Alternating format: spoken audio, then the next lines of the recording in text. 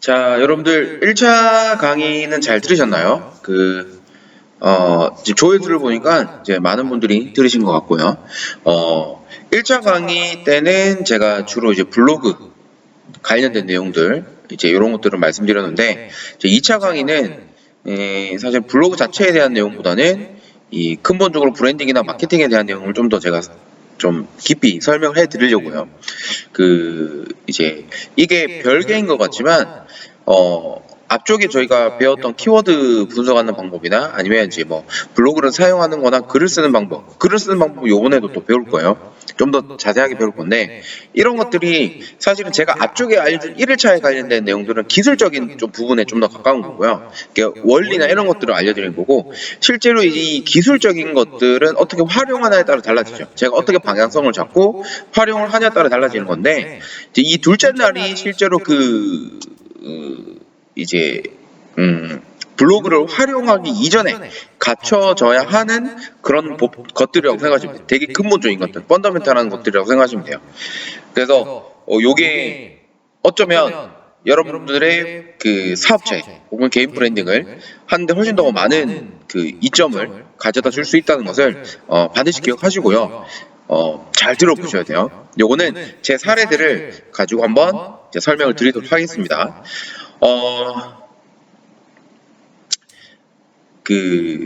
제가 체육관을 지금 운영하는데, 지금은 이제 안정적으로 이제 회원 수가 확보가 되고, 이제 어느 정도 제가 마케팅에 좀 더 이제 노력을 했을 때 이 성과도 어느 정도 나오고 이렇게 하는 상태까지 된 건데, 사실은 2019년 9월 달쯤만 해도 체육관 상태가 너무 안 좋았습니다. 회원수가 말도 안 되게 적었으면, 저희가 이제 100평 가까이 되는 체육관인데 유지가 도저히 안 될 정도의 이제 어떤 회원수를 유지하고 있었는데, 회원수가 있었는데, 그때 당시에는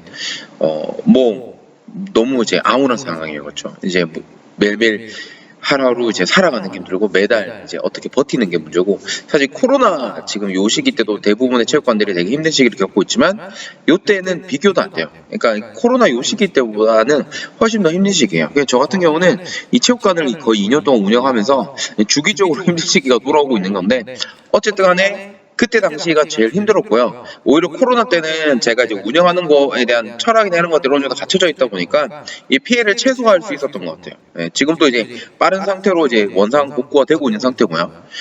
근데 그때 당시에 어떻게 보면 저는 저에게 되게 좋은 기회였어요. 저도 이제 경영으로 해서 이제 대학원도 사실 다니고, 이 마케팅 관련해서 저도 공부를 많이 하고 있었지만, 실제로 이걸 접목시킬 이론적으로는, 머리로는 생각을 하고 있는데, 이론적으로 가지고 있는 내용들을 실천할 수 있는 방법 같은 것들은 그렇게 많지 않았었어요. 근데 그때 이제 사실은 되게 힘든 시기였지만, 이제 오히려 내려놓게 되니까 이제 잃을 게 없다 보니까, 오히려 이제 그럼 내가 알고 있던 것들, 그다음 내가 생각하는 것들을 되게 실제 사업장에 한번 접목을 시켜보자 라는 생각으로 이제 한 개씩 실천을 했었던 거예요. 그러면서 이제 요렇게도 해보고 저렇게도 해보고 이런 것들을 막 시행착오도 겪으면서 하다 보니까 뭔가 성과 나는 방법이 있었고, 그런 것들의 핵심에 지금 제가 말씀드리려는 것들이 있었던 게 아닌가, 이런 생각이 들더라고요. 근데 그게 나중에 회원분들하고도 그렇고 이제 코치들하고도 하고 그렇고 얘기를 하다 보면 그게 진짜 맞는 것 같아요. 이게 한 번에 어떤 성과를 낸 거에 빠져가지고 하면 안 되겠지만, 실제로 다른 체육관에 이제 대표들이나 아니면 이제 다른 사업장을 운영하시는 분들에게 얘기해줬을 때도 이 부분은 되게 유효한 부분이 많았고요. 그래서 그 부분에 대해서 지금 이제 좀 설명드리려고 해요. 브랜딩을 하는 거에 대해서 제가 되게 많이 이제 강조를 하고 있습니다. 브랜딩이라는 것은 실제로 특정 수요를 정확하게 우리가 집어내서 공략을 하는 방법인 거예요. 어떻게 보면. 그렇죠. 그래서 이제 그런 차원에서 우리가 이제 경쟁 상태가 너무 이제 많은 그런 현재 같은 레드오션의 어떤 시장 상태에서는, 포화 상태에서는 그냥 똑같이 그냥 경쟁을 해서는 사실 살아남을 수가 없습니다. 혹시 들어본 적이 있는지 모르겠지만 현대 마케팅의 구루라고 불리는 세스 고딘이라는 사람이 있습니다. 이 보랏빛 쏘가 온다라는 책으로 되게 유명해진 사람인데, 그 이후의 책들도 되게 유명합니다. 네, 한번 이 사람 책은 한번 다 읽어보시길 추천드립니다. 어쨌든 그 사람이 주구장창 하는 말이 뭐냐면, 이제는 불특정 다수를 대상으로 해서 사실은 사업을 해서는 성공할 수 없다. 그게 사업이든 어떤 일이든 간에 어떤 매니아층을 형성하는 게 중요하고, 이 매니아층이라는 것이 이 이제 다른 어떤 뭐 하나에 빠져 있는 이런 느낌의 어떤 그 단어이기보다는 이 사람이 얘기하는 것은 그 내 팬을 정확하게 확보를 하는 게 중요하다. 내 팬을 확보하기 위해서는 그 어떤 특정 어떤 공통된 수요를 가지고 있는 사람들을 대상으로만 타겟으로 해서 하는 게 되게 중요하다라고 얘기를 하고 있어요. 그게 이제 그 사람의 마케팅의 핵심이라고 이제 추구하는 것인데, 저는 그거에 대해 되게 공감하고 있어요. 지금 같은 경우는 모든 시장이 제가 예전에 말씀드린 것처럼 포화 상태이기 때문에 사실 없는 건 없어요. 뭔가 새로운 거를 발견하기는 사실 되게 힘든 상황이에요. 그러면 여기서 우리가 해야 될 거는 그 우리가 다른 어떤 그런 포화 상태, 경쟁사가 되게 많은 이런 포화 상태에서, 포화 상태 시장에서 어떻게 하면 좀 더 내 팬을 만들 수 있을까? 그러기 위해서는 뭔가 다른 게 있어야 될 것이고요. 아니면 그 이제 아예 그 특정 수요층의 간지러운 부분들을 긁어줄 만한 그런 것들이 있어야 돼요. 근데 그게 결국은 사실 차별화라고 생각을 하는데, 그런 게 없으면 살아나기 힘든 거죠. 이제 그런 것들이 다 접목이 됐을 때 우리가 브랜딩이라는 것이 되는 거예요. 그냥 단순히 우리 브랜드 이름을 브랜딩이라고 하는 건 아니고요. 이런 궁극적인 어떤 의미가 담겨져 있다고 생각하시면 될 것 같아요. 자, 그러면 이 우리가 앞쪽에서 배웠던 기술적인 부분 있죠. 요거는 어떻게 보면 이 정확한 수요나 특정 수요를 갖다가 공략을 하는 건 맞지만, 결국은 이제 목적은 뭐냐면 노출을 시키는 거예요. 노출을. 그죠? 근데 이제 노출을 맞는데, 그게 우리가 이제 그 전략으로 취한 것은 불특정 다수를 대상으로 하는 그런 노출이 아니라, 그죠? 어떤 전략이 있는 그 노출이었던 거죠. 그죠? 근데 이런 것들의 전략에 반드시 들어가야 되는 개념이 있는데, 그게 이제 사실 브랜딩이라 있고, 근데 그 브랜딩 안에 좀 더 들어가다 보면 뭐가 있는지를 한번 우리가 생각을 해볼 필요가 있다는 얘기죠. 지나가다 보면, 우리가 길거리 지나가다 보면 광고를 엄청 많이 볼 수 있어요. 엄청나게 많은 수십 개, 수백 개의 어떠한 상품이나 서비스에 대한 그런 그 정보를 얻게 돼요. 근데 그 중에서 우리에게 남는 거는 사실 그렇게 많지가 않아요. 네, 많지가 않습니다. 왜 그럴까요? 그거는 그 사람들이 그 방법이 잘못됐다 이런 것이 아니라, 어쩌면 내가 원하는 수요랑 그쪽에서 공급하는 무엇인가가 합이 안 맞았기 때문에 그런 거예요. 그러니까 내가 원하는 것을 주는 곳이 아니라면 사실 제가 평소에 그렇게 관심을 가질 필요가 없는 거죠. 그렇기 때문에 이 수요와 공급의 관계를 되게 잘 생각하셔야 돼요. 그러면 우리가 뭔가 서비스나 상품을 제공하고 판매를 하고 사업을 하기 위해서는 반드시 무조건적인 그런 노출을 한다고 해서 성과를 안 낸다는 것은, 성과를 낼 수 없다는 것은 이제 너무나 자명한 사실인 거죠. 전단지 많이 돌린다. 아니면 어디 전광판을 한다. 아니면 현수막을 붙인다. 사람들이 많이 다니는 곳에. 물론 이제 노출될 수 있고, 그 중에서 한두 명 걸릴 수 있어요. 근데 그게 투자하는 노력이나 시간, 이런 것들에 대비했을 때 과연 얼마나 성과가 있을까? 없는 거죠. 우리가 지나가면서 다른 사람 생각할 게 아니라 우리가 잘 생각해봐도 그래요. 지나가다 보는 그 수많은 현수막, 전단지, 광고 이런 거 봤을 때 이거는 실제로 우리에게 유효한 어떤 정보를 제공해주고 있다라고 생각하는 것들은 많이 없다는 얘기죠. 그렇기 때문에 이게 우리가 무작정 광고를 많이 하고 노출을 많이 하고 있을 때 성과를 안 내는 이유는 바로 여기 있는 거예요. 왜? 사람들이 원하는 것을 주지 못하고 있기 때문에, 아니면 그 사람들이 원하는 게 아니기 때문에 이 광고, 홍보 이런 거에 대한 노출에 우리가 민감하게 반응하지 않는 거예요. 결국은 민감하게 반응하지 않는다는 얘기는 결국은 성과를 못 낸다는 얘기죠. 그러면 이 부분을 잘 생각하면 괜찮아요. 만약에 우리가 돈이 엄청 많다면요, 그냥 다 뿌려버리면 돼요. 그러면 이게 엄청나게 막 돈을 투자해서 다 뿌려버리면 그 중에 걸리는 거는 좀 많겠죠. 근데 문제는 우리같이 이제 소상공인들이나 이 소자본으로 작업, 그러니까 소자본이랑 하면 좀 그런데 어쨌든 넉넉지 않은 그런 자본으로 사업체를 운영하시는 분들 같은 경우는 그렇게 우리가 여유 있는 상황이 아니에요. 특히나 요즘처럼 코로나의 경우에는, 코로나 이제 사태를 겪은 상황에서는 어떻게든 생존의 목적이 걸려 있는데 돈을 이런 데 투자할 수가 없는 거예요. 어떻게든 돈을 아끼고 효율적으로 돈을 쓰는 게 되게 중요한 거니까. 그렇죠? 그렇기 때문에 지금 제가 말씀드리는 것을 잘 한번 고민을 해보셔야 되는 거예요. 일단은 브랜딩이 핵심이에요. 근데 이 브랜딩 안에 반드시 여러분들이 알고 계셔야 되는 게 뭐냐면, 바로 이제 구체적인 카테고리가 두 개 나와요. 바로 타겟팅이랑 포지셔닝, 이렇게 되는 거예요. 이게 앞쪽에서 한번 제가 설명드린 적이 있는데 이 치열한 경쟁의 어떤 시장에서 이 타겟팅이라는 것은 뭐냐면 내가 누구를 대상으로 이제 사업을 하고 이제 어떤 액션을 취할 건지를 얘기하는 거예요.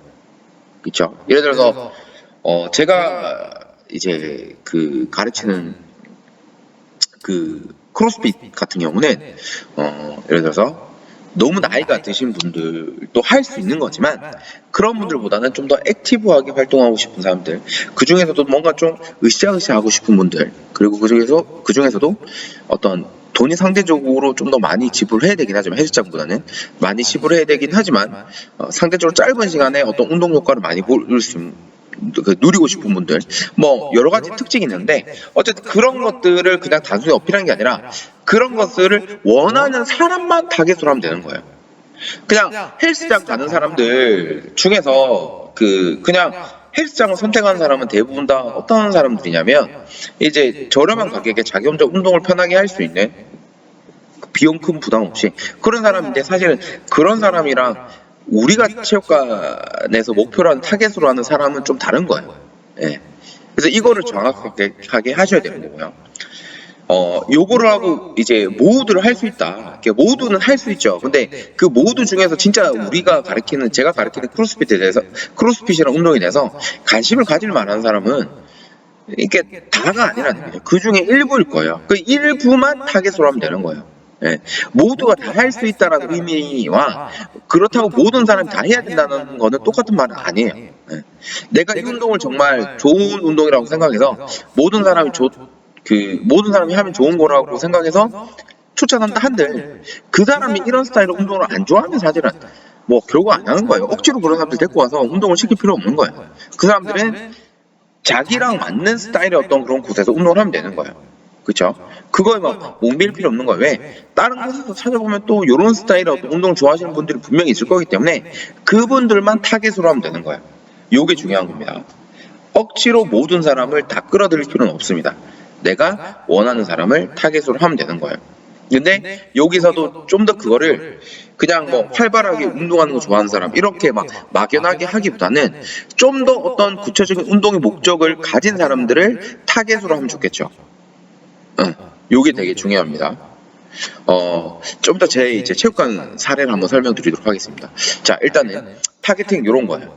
구체적인 사람들을 딱 정해놓고 그 사람들만 대상으로 해서 우리가 집중적으로 마케팅을 하면 된다. 그쵸?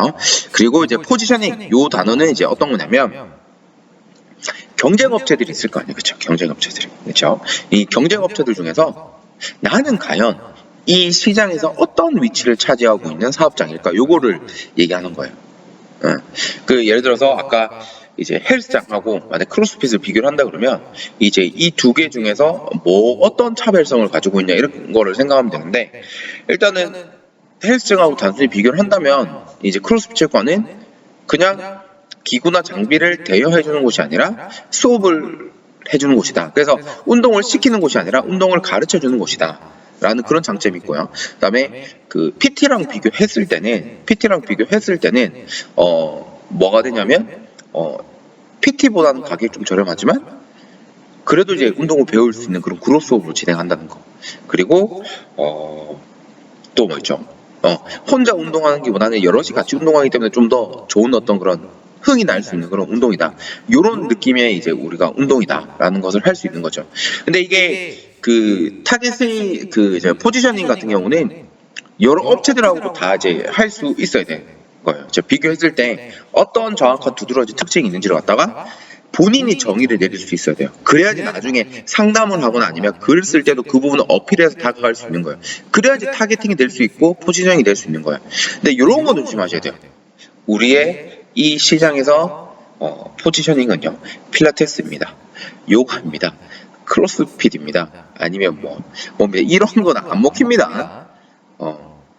물론 이제 필라테스나 요거나 아니면 크로스핏 자체를 배우고 싶은 사람이 있겠지만 그 사람들은 공략 안 해도 돼. 왜? 그 사람들은 원래 필라테스 하고 싶고 요가 하고 싶고 아니면 뭐 크로스핏 하고 싶어 했던 사람이기 때문에 알아서 찾아올 거예요. 물론 이제 이게 만약 같은 동네에서 요가나 필라테스 센터들이 여러 개 있다면 그 안에서 뭔가 또 다른 포지셔닝을 할 수 있는 방법을 찾아야 되긴 하겠지만 어쨌든 간에 그렇게 막연하게 하기보다는 우리는 어떤 식으로 다른 체육관하고 비교했을 때 이런 그 특징을 가지고 있다라고 얘기할 수 있어야 되고 아니면 다른 필라테스 센터들보다 우리 필라테스 센터는 어떤 성격을 가지고 있다, 좀 더 뭔가 두드러진 게 있다, 이런 것들이 이제 찾아낼 수 있어야 돼요.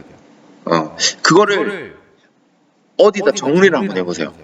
난 누구를 타겟으로 할 거야. 주로 어떤 성향의 누구를 대상으로 타겟을 해서 우리는 마케팅을 할 것인가. 그리고 포지셔닝은 내가 다른 업체들하고 비교했을 때는 어떻게 하면 될까? 그 가능성을 다 열어두고 보세요.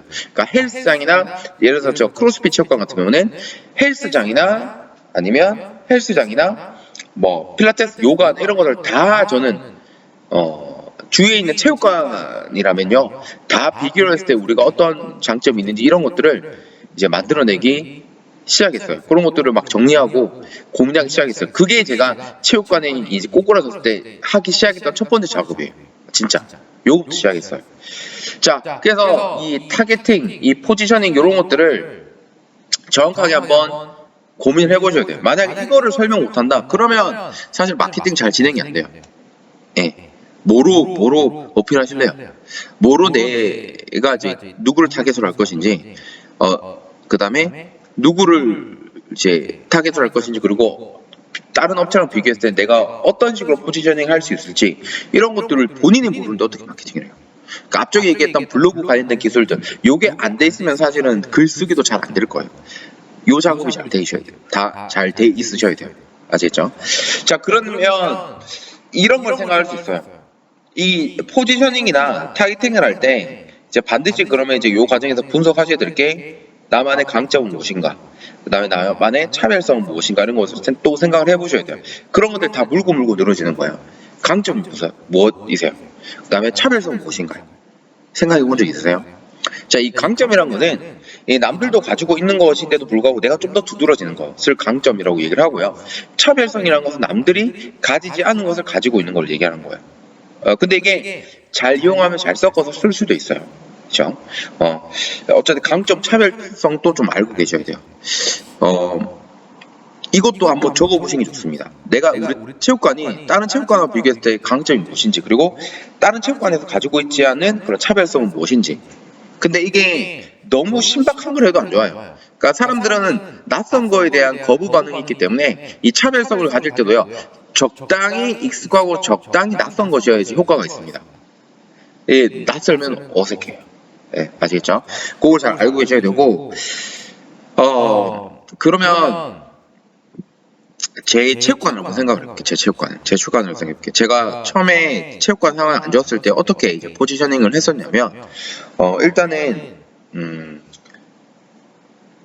제가 혹시나 제 자신을, 제 체육관을 객관적으로 잘 판단 못하고 있는 것은 아닌가 이런 생각을 해보셨어요. 그러니까 저도 사실은 이 공부도 하고 뭐 했었으니까 나름대로 제가 가르치는 거에 대해서 뭔가 자부심이 있었을 거 아니에요, 그렇죠? 근데 그거는 사실은 그 제 입장에서 그런 거고, 회원들 입장에서 체육관을 오래 다니고 아니면 체육관을 선택할 때에서 그렇게 지대하게 영향을 미치지 않는 것 같더라고요. 왜냐면 맛집을 한번 생각해 보세요. 맛집이 어디 맛집 갔는데 그 맛집이 정말 맛이 막 기똥차게 맛있던가요? 물론 맛있겠죠. 근데 예상보다, 생각보다 그렇게 맛있지 않은 집들도 있습니다. 네. 그러면 그 맛집이 어떻게 해서 그런 음식의 맛을 가지고 맛집이 됐냐?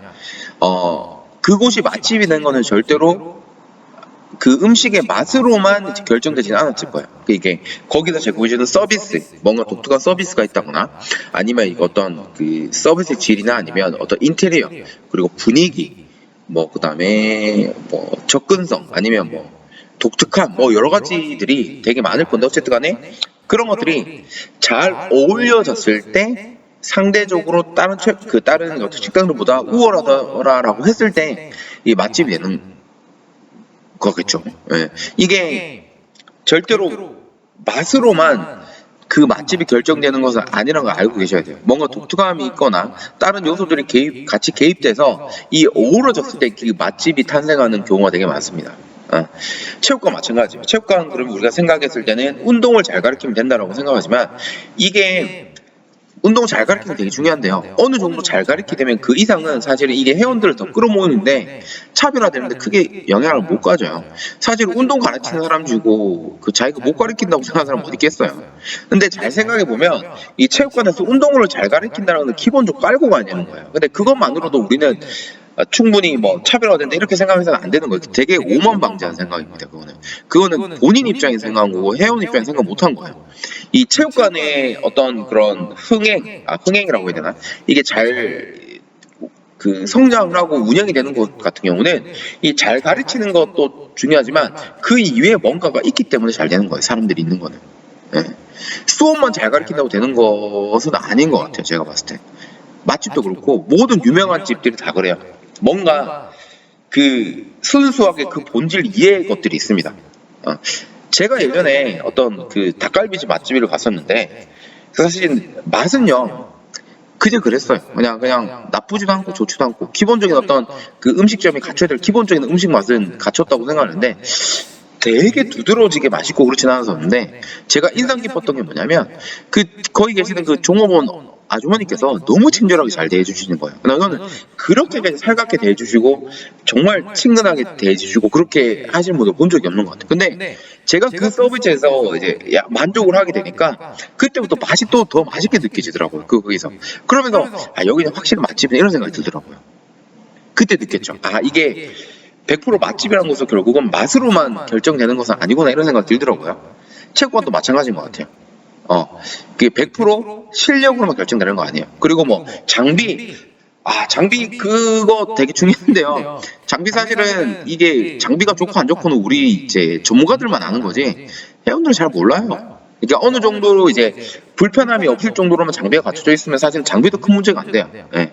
그 외의 것들이 작용할 가능성이 높죠. 근데 자꾸 이제 뭐 체육관의 어떤 성장을 얘기하면서 이 장비가 이제 노후돼서 이제 바꿔야 되는 경우는 바꿔야 되겠지만 자기가 좋아서 자꾸 바꿔놓고 이게 체육관 성장이라고 생각하는 분들이 있어요. 그거는 체육관 성장이 아니라 자기 만족인 거죠. 그건 인정하셔야 돼요. 예. 그 위에 뭐가 있는지 생각해 보셔야 돼요.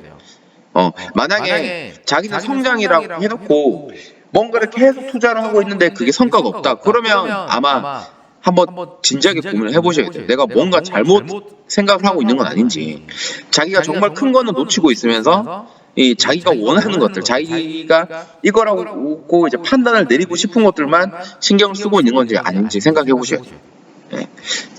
저 같은 경우는 그때 당시에 어떻게 생각했냐면 일단 이렇게 간단하게 생각했어요. 이 크로스핏 체육관이다. 우리는 크로스핏을 가르친다. 요거 가지고는 차별화는 저는 안 될 거라고 생각했어요. 왜냐면 아까도 말씀드렸잖아요. 저희 지역에서는 크로스핏 체육관은 저희 체육관밖에 없었어요. 그러니까 크로스핏을 원래 원하시는 분들은 그냥 제가 뭐 따로 마케팅을 안 하더라도 그냥 오실 거기 때문에 제가 이 부분은 건드리지 않아도 되는 거예요. 근데 이 부분만 기다리면요. 사실은 체육관이 망해요.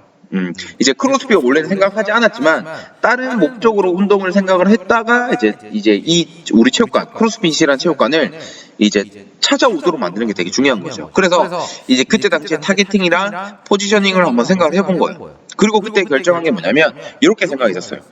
저는 이제 체육관을 운영할 때 사람들 운동을 할 때 이제 크게 이제 헬스장 아니면 그룹 수업 PT라고 이제 크게 카테고리를 만들어 놓고 생각을 한 거예요. 헬스장은 사실 우리가 운동을 가르쳐 주는 거 아니에요. 비용은 저렴하지만 장기로 등록해야 된다는 그런 단점도 있고요. 그리고 이제 뭐 운동을 가르쳐 주는 사람이 없다 보니까 뭐 자기 혼자 운동을 하고 와야 되는데 운동을 잘 모르시는 분들은 그냥 러닝머신만 뛰고 오거나 아니면 머신 좀 약간 깨짝깨짝 되다가 이렇게 오거나 그렇게 하는 경우. 그러니까 운동 성과를 못 보는 분들이 되게 많은 거죠. 그리고 그렇다고 PT를 하려고 하니까 어떻게 된다? 비용이 너무 비싼 거예요. PT는. 그러니까 그리고 PT는 또 이제 배울 수는 있는데 돈을 지불하고 할 수는 있는데 이게 장기적으로 이어지는 경우가 그렇게 많지는 않습니다. 일반 회원들 같은 경우는 물론 그렇게 하시는 분들도 있긴 하지만 왜 그러냐면 길게 가기에는 사실은 좀 힘든 거죠. 금전적으로도 그렇고. 그리고 어느 정도 하다 보면 맨날 똑같은 거 배우는 것 같고 약간 이거 이제 혼자 할 수 있을 것 같은데 근데 막상 혼자 하려고 하니까 또 이제 잘 못할 것 같고 그런 분들도 분명히 있단 말이죠. 그러면 저는 이렇게 생각한 거예요. 우리는 그룹 수업이다. 그룹 수업이다. 그러면 여기서 저는 어떻게 했냐면 자, 헬스장에서는 이제 그 장비만 대여해주기 때문에 어떤 수업에 대한 어떤 부재 그러니까 뭔가 제대로 시간대로 쓰면서 운동 효과는 잘 못 보고 계신 분들 그러니까 헬스장을 가졌다가 뭔가 다른 차선의 어떤 것들이 필요하신 분들 그리고 PT를 하려고 하니까 PT 너무 이제 부담스럽고 근데 운동은 계속 배워보고 싶고 재밌게 하고 싶고 다른 사람들하고 하고 싶고 이런 것들을 생각하는 분들이 분명 있을 거라는 얘기죠. 그래서 요 두 사람들 두 사람이라고 하죠. 요 두 카테고리에 속하는 사람들을 내가 잡으면 된다고 생각한 거예요. 그러면 그룹 수업이죠. 그룹 수업이니까 요 부분을 되게 강조를 하면 된다고 생각했고 근데 이렇게만 하면 안 되겠죠. 그룹 수업을 하는 것도 많으니까 저는 어떻게 생각했냐면 그룹 수업이지만 좀 더 PT에 가까운 그룹 수업의 느낌을 어필을 하면 좋겠다고 생각한 거죠. 네. 그리고 이제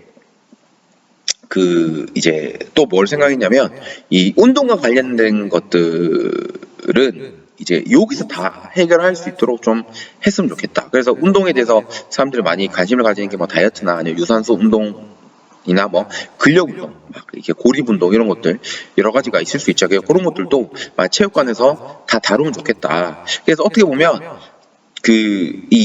이 운동과 관련된 모든 것들을 우리 체육관에서 모든 걸 다 할 수 있는 그런 환경을 만들면 분명 괜찮을 것이다. 이거를 제가 어떻게 정의를 내렸냐면 바로 가성비 좋은 체육관을 만들면 되겠다라고 생각한 거죠. 그러니까 그때부터 체육관에 뭔가 프로그램을 계속 만들기 시작한 거예요. 그게 이제 사람들이 유료로 이제 지금은 현재 이제 그것들이 이제 좀 진화가 되면서 프로그램들이 진화가 되면서 유료로 바뀐 경우도 있지만 그게 이제 회원들 입장에서는 그렇게 부담되지 않는 가격이고요. 그 대신 이제 처음에 이제 시작을 할 때 한 개씩 할 때는 다 무료로 했었어요. 그래서 이게 상대적으로 가격이 좀 높다라고 생각할 수 있는 크로스핏 체육관의 회비를 어떻게 만들었냐면 야, 이 정도면 내가 이 돈 낼만 하지. 이 가성비 좋은 체육관으로 만들기 시작한 거예요. 그런 것들을 어필하기 시작한 거죠. 헬스장에서 헬스장에서 뭔가 실패를 하는 사람들 그리고 1:1 PT에 대한 어떤 그런 것들에 대해서 만족을 못하고 어떻게 흘러나오는 사람들을 다 잡을 수 있는 곳이 되면 된다고 생각한 거죠. 그냥 그룹 수업을 하는 것이 아니라 왜냐하면 그룹 수업 같은 경우는 뭐 사실은 단점들이 몇 가지 있잖아요. 그렇죠? 디테일한 지도가 좀 부족하다. 그리고 이제 산만한 경우도 있을 수 있고, 그 다음에 이제 뭐, 그룹 수업 하지만 뭔가 프로그램 같은 것들이 좀 더 이제, 다양하게 이제 할 수는 있지만, 그 다양한 만큼 이제 아까 금방 말씀드린 것처럼 디테일한 어떤 그런 것들이 좀 부족한 거, 지도나 이런 것들이, 그런 것들을 잘 좀 보완을 하면 이거 자체가 우리 체육관의 어떤 포지셔닝, 을 하는데 되게 많이 도움될 거라 했죠. 그리고 아까 타겟팅은 누구를 타겟팅으로 하는지 잘 정했죠. 그래서 이런 사람들을 공략할 수 있는 글들로 이제 포스팅을 올리기 시작한 거예요. 예. 그래서 이 가성비 좋은 체육관 요게 사실은 제가 원하는 그 포지셔닝하는 위치에 있는 거죠. 그래서 이제 뭐 요 안에 들어갔을 때는 뭐 역도 프로그램, 주말에 스킬반 수업, 일요일날 원데이 클래스도 참여할 수 있고 뭐 온라인 프로그램도 참여할 수 있고 뭐 이런 것들을 막 다 집어넣은 거예요. 그래서 이 정도를 제공해 주는 곳이 있단 말이야. 이런 생각이 들게끔 해서 이제 포지셔닝을 잡아가기 시작한 거죠. 그리고 그것들을 꾸미면서 이제 포스팅을 올리면서 이제 사람들을 끌어모으기 시작한 거죠. 근데 그게 처음에 한다고 해서 모이진 않고요. 어쨌든 간에 이제 시간이 좀 지나면서 이게 속도가 붙어요. 속도가 붙으면서 이제 성과를 내기 시작한 거죠. 자, 그래서 요 부분은 잘 생각을 해보시면 좋을 것 같아요. 요거 제 체육관에 대한 얘기는 나중에 또 제가 설명드릴 건데, 어쨌든 뭘 하셔야 된다? 이제 이 레드 오션의 어떤 시장에서 살아남기 위해서는 브랜딩은 반드시 해야 되는 거고 그 브랜딩 할 때 바로 타겟팅, 포지셔닝을 할 필요가 있다는 얘기죠. 그리고 이 타겟팅과 포지셔닝 할 때 반드시 여러분들이 주의해야 될 거는 나의 어떤 강점, 차별성은 무엇인가 이런 것도 생각을 해보셔야 되고요.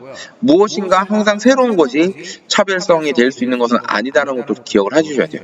그리고 누구를 경쟁사로 두고 누구랑 비교했을 때 내가 이제 이런 장점이나 강점들이 있다. 이런 것들을 정리를 할 건지도 잘 생각해 보셔야 되고요.